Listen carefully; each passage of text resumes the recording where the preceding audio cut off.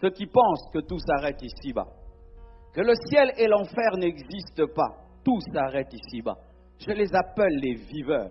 Ils ont comme doctrine, buvons, mangeons, car demain nous mourrons. Ésaïe 22, versets 12 à 14. Le Seigneur, l'Éternel des armées, vous appelle en ce jour à pleurer, à vous frapper la poitrine, à vous raser la tête et à vous ceindre de sac. Donc Dieu les appelle à la repentance. Et voici eux, au lieu de se repentir, d'être tristes pour leurs péchés, et voici de la gaieté et de la joie. On égorge des bœufs et on tue des brebis. Donc on fait des fêtes, on mange de la viande, on boit du vin et on dit mangeons et buvons car demain nous mourrons. Pendant que l'homme qui dit que le ciel et l'enfer n'existent pas, que tout s'arrête sur la terre, dit je veux m'enivrer, je veux manger, je veux jouir de la vie parce qu'après ça il n'y a rien. Dieu dit l'Éternel des armées me l'a révélé. Non, ce crime ne vous sera point pardonné que vous ne soyez morts, dit le Seigneur l'Éternel des armées. J'aimerais parler aux viveurs. Votre vie, c'est le présent. C'est seulement ce monde-ci. En dehors de ce monde, rien n'existe. Pour toi, c'est boire, c'est t'amuser, aller dans les boîtes de nuit et revenir, sortir avec les femmes, sortir avec les hommes, fumer ta cigarette, t'enivrer. C'est ça, ta vie, c'est ça. T'habiller, sortir, jouir de la vie. Et après, qu'est-ce qu'il y a? Il n'y a rien. Moi, je suis dans le présent. Bien-aimés frères et sœurs, il n'y a pas que le présent. Il n'y a pas que ce monde-ci. Et vous qui êtes jeunes, qui vous amusez, regardez un peu ceux qui sont des vieillards. Est-ce qu'ils ont toujours la force de s'amuser? Alléluia. Après que tu t'es donné au plaisir, un jour tu diras, je n'y prends pas plaisir. Vaut mieux donner ta vie maintenant que tu es jeune, enfin du pour servir Dieu. Toutes les boîtes de nuit te connaissent. Tu cours les femmes comme un chien. Tout le monde te connaît. Toute ta vie, c'est cela. Cette terre-ci, être à la mode, être à la page, être à la mode, t'amuser.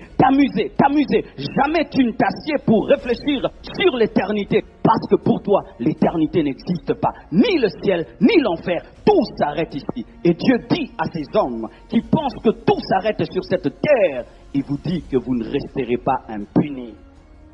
Voici encore d'autres candidats de l'enfer. Ceux qui, au nom de la grâce, ni l'existence de l'enfer, ils disent que Dieu est bon et ne peut envoyer sa créature en enfer. Ils sont dans une grâce excessive. Romains 6, verset 1 à 2 nous dit, que dirons-nous donc? Demeurons-nous dans le péché afin que la grâce abonde? Loin de là, loin de là. Nous qui sommes morts au péché, comment vivrons-nous encore dans le péché? Amen. J'aimerais parler aux enfants de Dieu et même à nous serviteurs de Dieu. Aujourd'hui, il y a une fausse doctrine dans les églises où on dit aux gens que Dieu est tellement bon, même si tu pèches, c'est un Dieu d'amour, c'est un Dieu d'amour, c'est un Dieu d'amour, c'est un Dieu d'amour. La grâce est devenue comme une piscine du sang de Jésus-Christ, une douche du sang de Jésus-Christ. Les gens confessent en avance les péchés qu'ils commettront, que Dieu me pardonne le mal que je veux te faire, que Dieu me pardonne ce que je veux te dire, que Dieu me pardonne la réponse que je te donnerai. Nous nous amusons avec la grâce de Dieu. Pourquoi? Parce que nous péchons et personne ne meurt. Nous péchons et rien ne nous arrive. Nous pensons que Dieu est devenu un vieillard, est devenu un grand-père qui est en train de tolérer nos bêtises au nom de la grâce et du pardon de Dieu. Bien-aimés frères et sœurs, un jour un fils de David a péché. Lorsque Absalom a péché, il a tué son propre frère. La Bible nous dit qu'un des généraux, Joab, un général de David, est allé le chercher et il l'a ramené devant son père. Il a intercédé pour que David pardonne à Absalom. Mais lorsque Absalom a commencé à s'amuser avec cette grâce, le même général est celui qui l'a tué. Ne jouez pas avec la grâce de Dieu. Je veux pécher, Dieu va me pardonner. Je veux pécher, est-ce que je veux perdre le Saint-Esprit? Je veux pécher, est-ce que je veux perdre l'enfant? Je veux pécher, mais quand je prie, Dieu m'exauce. Vous êtes en train de jouer avec la grâce de Dieu. Un enfant de Dieu ne prémédite pas le péché. Un enfant de Dieu ne s'encourage pas dans le mal et disant Dieu me pardonnera. Ou on demeure dans un péché mais on le confesse quand même, mais on ne veut pas l'abandonner. Ainsi, nos confessions ne sont pas confessions, ce sont seulement des placebos. Vous connaissez les placebos? Ce sont des médicaments psychologiques qui ne guérissent pas mais qui calment la conscience.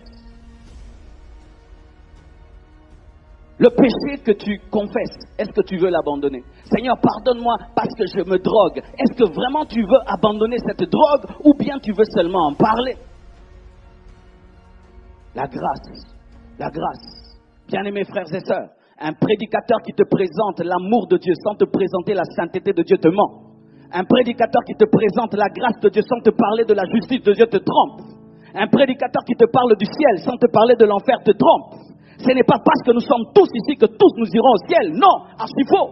Et ce n'est pas parce que nous mourrons et qu'il y a des gens qui viennent qui disent « Il était un homme bien le jour de la mort » que tout le monde va à un bon endroit.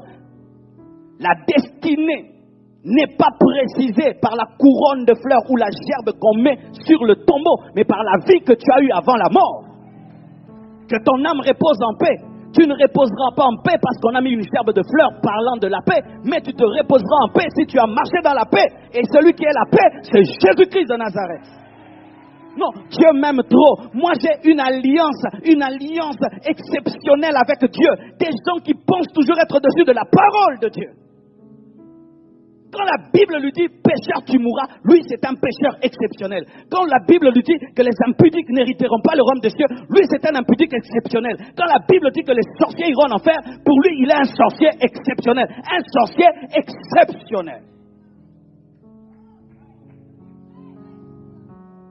Pourquoi tu penses que tu es exceptionnel? Pourquoi pensez-vous être exceptionnel? Tu as des yeux comme nous, tu as un nez comme nous, tu as des pieds comme nous. Pourquoi face à la parole tu penses que tu es exceptionnel? Ça c'est le diable qui te trompe. Dieu, pour prouver que Moïse n'était pas exceptionnel, Dieu lui a dit tu n'entreras pas. Le grand Moïse n'est pas entré. L'homme qui a divisé de la mer Rouge, l'homme qui a frappé la plus grande puissance du monde, par la puissance de Dieu, il n'est pas entré en Canaan parce que Dieu voulait dire ceci. Personne n'est exceptionnel. Dieu n'a pas de chouchou.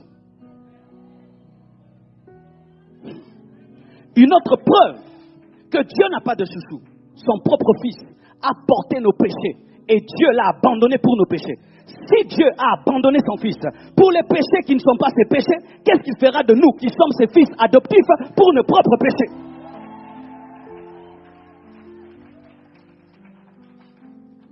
Quand on te prêche maintenant, on te dit convertis-toi, tu dis Dieu m'aime beaucoup, je me convertirai demain. Est-ce que vous êtes entendu avec Dieu que tu vas vivre longtemps?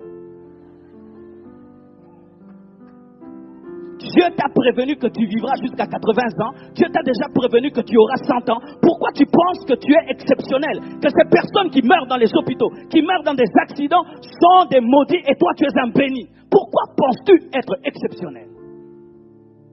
Parce que tu as une mauvaise connaissance de la grâce.